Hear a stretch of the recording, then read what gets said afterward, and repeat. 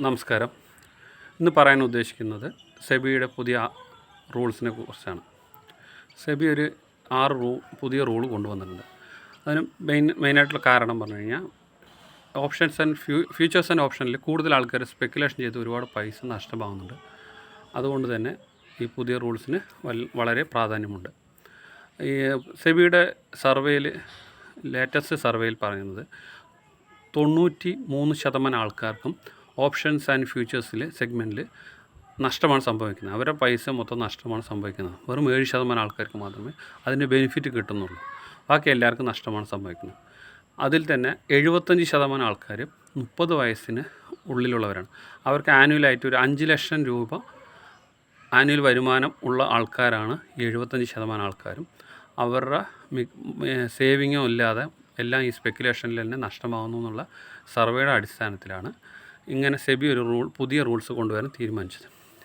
ഇന്ന് അതെന്തൊക്കെയാണ് റൂൾസ് എന്നതിനെക്കുറിച്ചാണ് നമ്മൾ ഡിസ്കസ് ചെയ്യുന്നത്.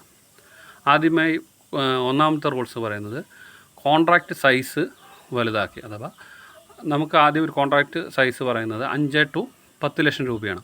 ഒരു ഫ്യൂച്ചർ സെഗ്മെൻറ്റിൽ കോൺട്രാക്ട് സൈസ് പറഞ്ഞാൽ 5 ലക്ഷം തൊട്ട് 10 ലക്ഷം. അതിനെ 5 നിന്ന് 15 to 20 ലക്ഷമാക്കാൻ. അതെങ്ങനെ ബാധിക്കുമെന്ന് ചോദിച്ചാൽ ഒരു ലോട്ട് നിഫ്റ്റി 6 ലക്ഷം രൂപയായിരുന്നെങ്കിൽ ഇനി അത് 15 to 20 ലക്ഷം രൂപ. ഇപ്പോൾ ലോട്ട് സൈസ് 25 നിഫ്റ്റിയുടെ ലോട്ട് സൈസ്. അത് 60 ആക്കാനാണ് പുതിയ തീരുമാനം ഉള്ളത്. അതുമാതിരി തന്നെ ബാങ്ക് നിഫ്റ്റിയുടെ ലോട്ട് സൈസും മാറ്റം വരും. അതിൻ്റെ കോൺട്രാക്ട് സൈസ് വലുതാക്കുകയാണ് തീരുമാനിച്ചിരിക്കുന്നത്. അതെങ്ങനെ ബാധിക്കും ചോദിച്ചു കഴിഞ്ഞാൽ ആദ്യമെങ്കിൽ ഒരു 5 ലക്ഷം രൂപ ഒരു ഫ്യൂച്ചർ കോൺട്രാക്റ്റ് 5 ലക്ഷം രൂപയാണെങ്കിൽ നമുക്കത് അതിന് 20% 1% മാത്രമേ മാർജിൻ കൊടുത്ത് ആ ഒരു പൊസിഷൻ ബൈയിങ്ങോ സെല്ലിങ്ങോ ഫ്യൂച്ചറിൽ ചെയ്യാൻ പറ്റുന്നു.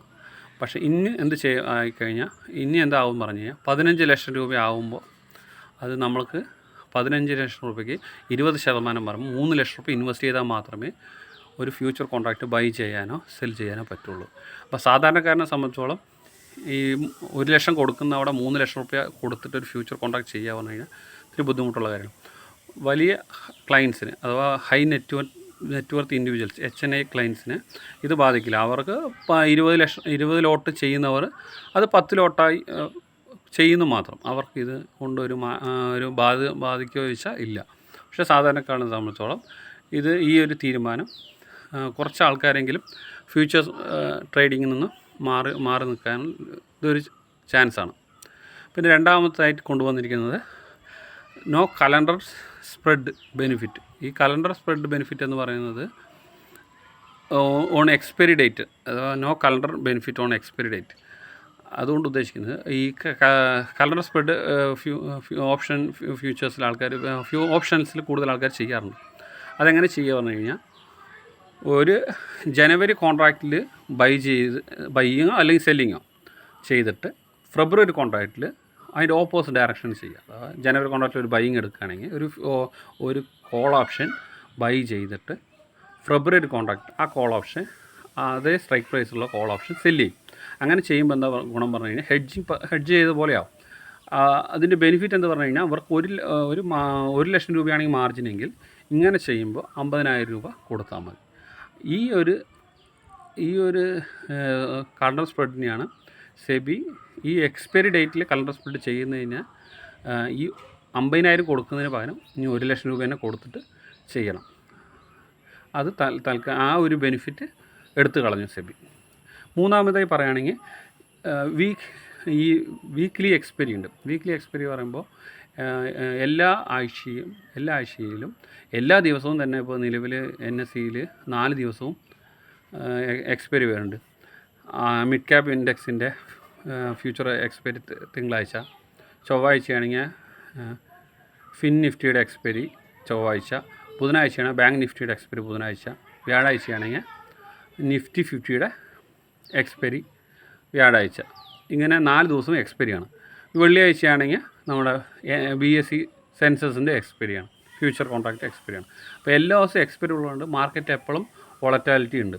ഈ വോളറ്റാലിറ്റി കാരണം തന്നെ കൂടുതൽ ആൾക്കാരുടെ കാശ് നഷ്ടപ്പെടാൻ ചാൻസ് ഉണ്ട്. കൂടുതൽ വോളിയം വരുന്നുണ്ട്, കൂടുതൽ കാശ് ആൾക്കാരുടെ ഈ സ്പെക്കുലേഷൻ മൈൻഡിൽ ചെയ്യുമ്പോൾ ഒരുപാട് ആൾക്കാരുടെ കാശ് നഷ്ടപ്പെടും. അപ്പോൾ വോളിയം കുറയുമ്പോൾ തന്നെ കുറച്ച് ആൾക്കാർ നിന്ന് വിട്ട് നിൽക്കുമ്പോൾ ഓട്ടോമാറ്റിക്കായിട്ട് അത്രത്തോളം ലോസ് കുറയ്ക്കാൻ പറ്റും എന്നുള്ള ഉദ്ദേശം കൊണ്ടാണ് സെബി അഥവാ കപ്പാസിറ്റി ഉള്ളവർ അഥവാ അത് ചെയ്യാനുള്ള മാർജിൻ കപ്പാസിറ്റി ഉള്ളവർക്ക് മാത്രം ചെയ്താൽ മതി എന്നുള്ളൊരു ബേസിലാണ് ഇങ്ങനത്തെ പുതിയ ഫ്യൂച്ചർ അല്ലെങ്കിൽ ഓപ്ഷനിലായാലും ഫ്യൂച്ചർ കോൺട്രാക്റ്റിൽ ഇങ്ങനെ മാർജിൻ കോൺട്രാക്റ്റ് സൈസ് കൂട്ടാനും കാരണം ഈ കലണ്ടർ സ്പ്രെഡിൻ്റെ കാര്യം പറഞ്ഞു. ഇനി അടുത്തത് limit expiry weekly expiry contract ആകുമ്പോൾ ഈ വീക്ക്ലി എക്സ്പയറി കോൺട്രാക്റ്റിൽ എല്ലാ ദിവസവുമുള്ള കോൺട്രാക്റ്റ് ബേസ് മാറ്റി വീക്ക്ലി ഏതെങ്കിലും ഒരെണ്ണം അഥവാ നിഫ്റ്റി ആണെങ്കിൽ നിഫ്റ്റി അല്ലെങ്കിൽ ബാങ്ക് നിഫ്റ്റി ഏതെങ്കിലും ഒരെണ്ണം മാത്രമേ ഇനി വീക്ക്ലി എക്സ്പയറിയിൽ ഉണ്ടാവുള്ളൂ.